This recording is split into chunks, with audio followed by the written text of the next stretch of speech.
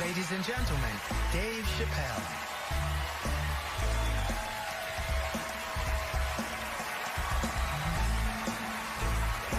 Thank you.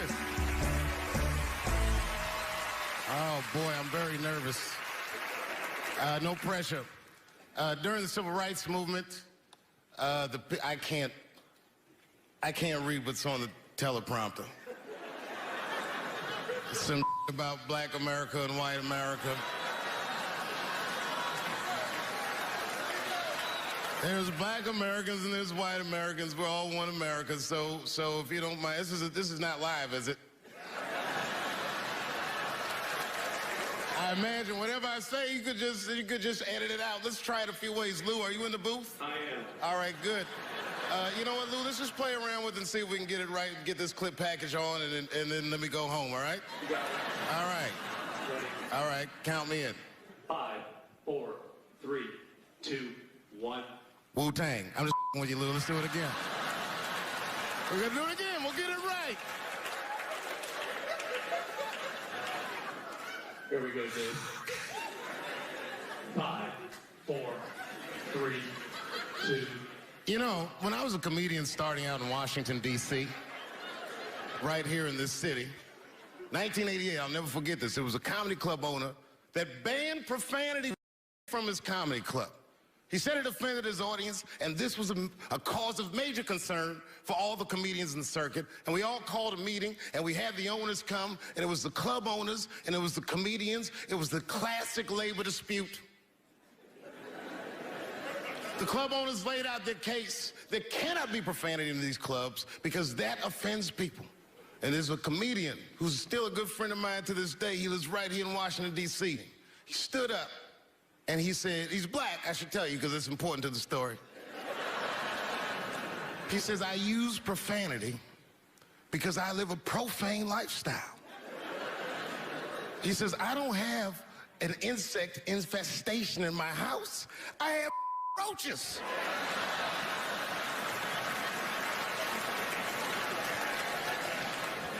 My favorite comedians are like musicians, and the audience is their instrument. And the music they make is your laughter. And that's the laughter that I scored my entire life to. So now, some of my favorite American comedic composers. Thank you. When I lose my job, I lose my man. Treat me like a dog. He called me a dog. Yes, he did. What did he call me? An old dog. Sometimes I wished I was a dog and he was a tree. When you stop and think, football's a fair sport for my people. Only sport in the world a Negro can chase a white man and 40,000 people stand up and cheer. See, in my neighborhood, the kids have a kind of a dubious reaction to that whole Santa Claus concept. They just don't believe that a white man will ride a reindeer through Harlem after midnight. In truth, white friend, it's you that all look alike. But look at the black people around you. We all different colors. Black walnut, burnt almond, chocolate mocha, pecan, vanilla, yellow, mellow, light, bright, and damn near white. We come from the first people on the earth. You know, the first people on the earth were black people. We the first people had thought, right? We was the first one to say, where am I? And how do you get to Detroit? I think maybe like 30 years ago, there was a woman that wanted to sing, and a black lady that sang opera that wanted to sing. What was her name? Mary Anderson. And this place was like segregated, and they couldn't sing here. And here we are, like not even 50 years later, a 22-year-old black man on stage getting paid to hold his. God bless America. I gotta go now. Y'all take it easy. Bye-bye.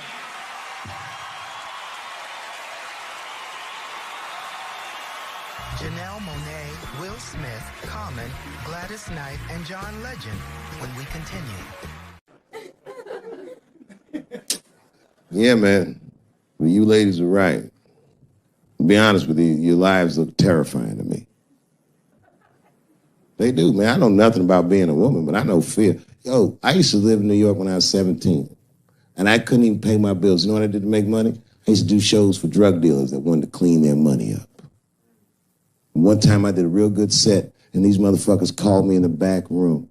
They gave me $25,000 in cash. I was probably 18, 19 years old. I was scared. I thanked them profusely. I put that money in my backpack. I jumped on the subway and started heading towards Brooklyn at 1 o'clock in the morning. Never been that terrified in my life. Because I never in my life had something that somebody else would want.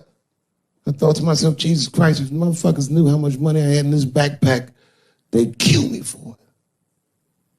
Then I thought, holy shit. What if I had a pussy on me all the time?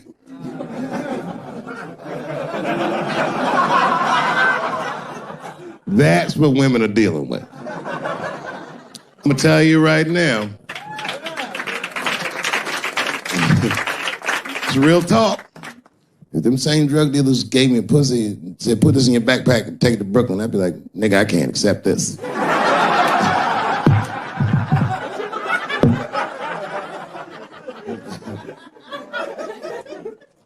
I empathize, man, you know. Everybody gets mad because I say these jokes. But you understand that this is the best time to say them. More now than ever. And I know there's some comedians in the back. Motherfucker, you have a responsibility to speak recklessly. Otherwise... New York Times said that Louis C.K. jizzed on his own stomach. I mean, Louis C.K. wasn't young. I don't know if he's alive. I think maybe he passed away. Let me check and see. He wasn't a young guy, though. People make mistakes. No one is perfect at the end of the day. Louis C.K. Let's see. I think he's still alive, yeah. Oh, forgive me. Why did I say Louis C.K.?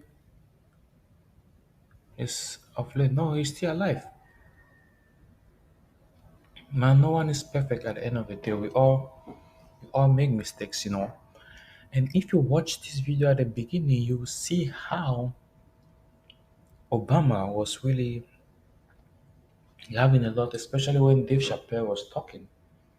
That could tell you how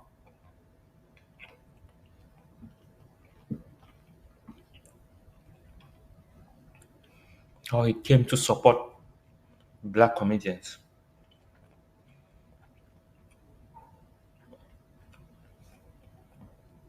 Very, very important. Because at the end of the day, if we don't support one another, who do we expect to support us? We need to be united. We need to support one another. We need to love one another. And we need to see each other grow. You know, because if we don't support one another, we don't love one another, how do we expect other people to support us? How do we expect other people to love us? We need to love, cherish, and support one another so that other people can support us. You know, if we treat one another badly, how do we expect other races of people to treat us good? They will see from how we treat others and treat us like that. You know, having Barack Obama there, having other dignitaries there, it is very important. It shows unity. Unity is the key. You know, like with what is currently happening now in the Donald Trump New York court trial. If you look at it, there are few white people that are against him. You know, it shows that they are standing for him. You know, and him being white, it's an upper advantage for him. But at the end of the day, unity is the key. Unity is the most important thing. Creating a show where you come and applaud black comedians is very, very nice. It motivates them. It helps them open up again. It helps them try new things in comedy, and it gives them a sense of achievement. You know, I've busted a lot of nuts in my day. None of them were newsworthy. Your comedies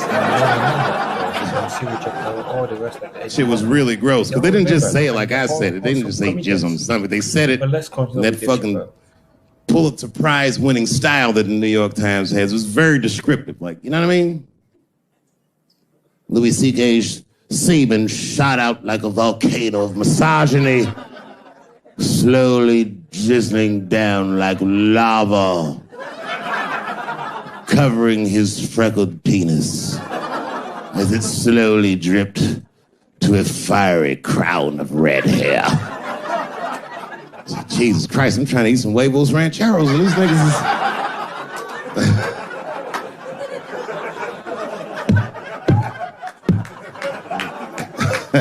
And you know, the tough part, being a comedian, knowing the motherfuckers, everybody comes up to me like, did you know? Did you know what Louis was doing? No, bitch, I did not know. The fuck you think we talk about at the comedy club? Hey, nigga, how was the weekend? Great, man. I was just jerking off in faces and coming on my own stomach, having a good time. You know how this business is. No, I didn't know. They act like we sit around like Grease. Tell me more, tell me more. Then she put up a fight. Dun, dun, dun, dun, dun, dun, dun, dun, dun, dun. Sorry, I don't know the choreography, but you get the point. You get the point. She was intense.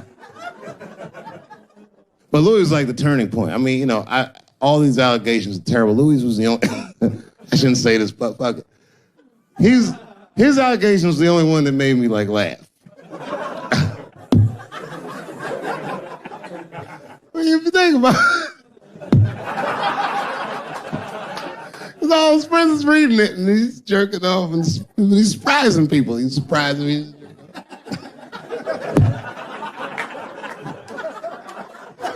I just picture all the comics in comedy just reading it like, what?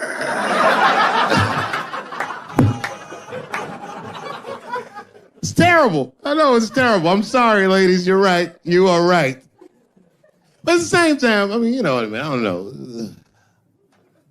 Jesus Christ, they took everything from Louis. I was like, I don't know, it might be disproportionate. I can't tell. I can't tell. This is like where it's hard to be a man. One lady said, Louis C.K. masturbating in front of me ruined my comedy dreams. Word?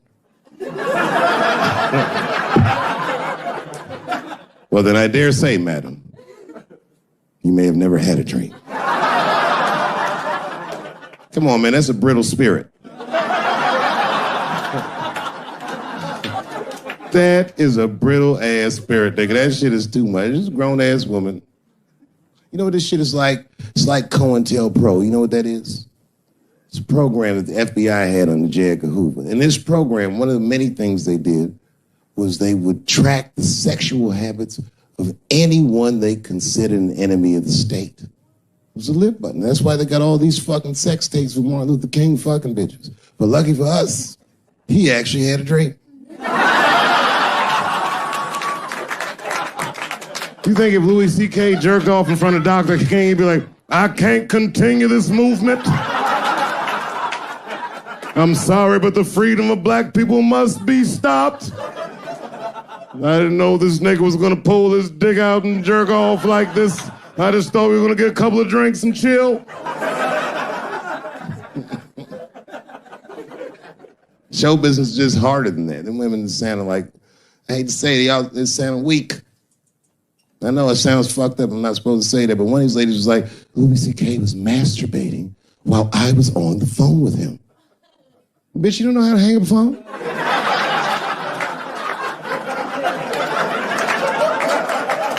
How the fuck are you going to survive in show business if this is an actual obstacle to your dreams? I know Louis is wrong, ma'am. I'm just saying I'm held to a higher standard of accountability than these women are. Don't forget who I am. Don't forget what I am. I am a black dude. You know, we listen to Dave Chappelle's special. You can see how Dave Chappelle has grown in comedy in such a way where, you know, when you're going in comedy in such a way that you don't do comedies anymore, you just tell stories. It shows how advanced you are as a comedian and how grown you have become.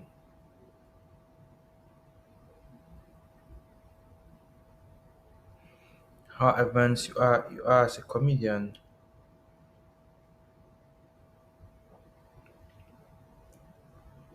and how grown you've become.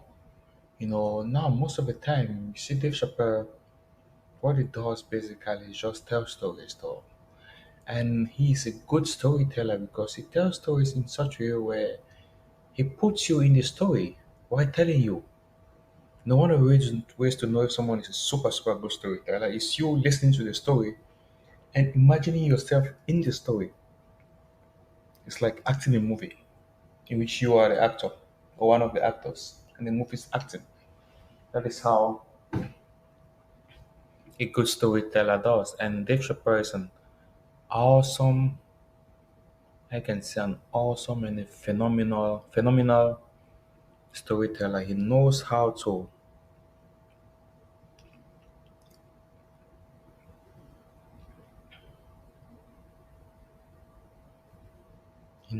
to tell stories in a really awesome way. See like what he's talking about Louis CK and the rest like that. Some people might feel some of the things they say might all be true, but sometimes it's just comedy. They know how to tell stories.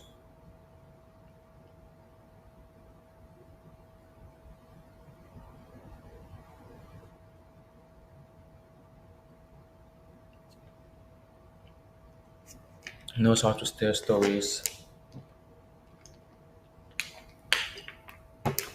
how to make people laugh,